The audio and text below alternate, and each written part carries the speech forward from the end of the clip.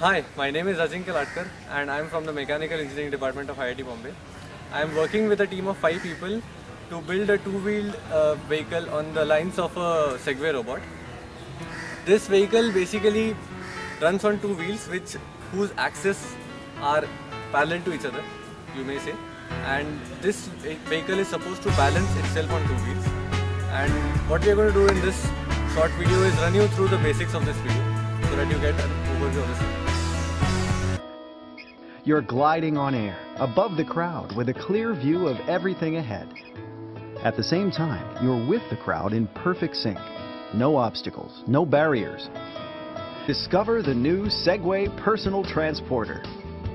An evolution in transportation, ideally suited for personal and commercial use. For the control of this vehicle, we had several options of many sensors like light sensor, ultrasonic distance sensor, gyroscopes and accelerometers.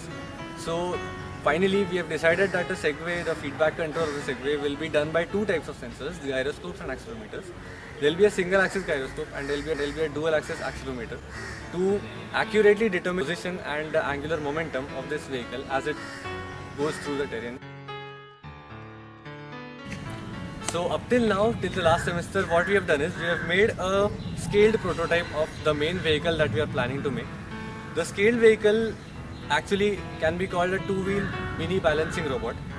It also works on the same mechanism that I told you. It has been programmed using an Arduino board and the same sensors that I talked about, gyroscopes and accelerometers. And it runs on simple 200 RPM DC motors and the normal stuff.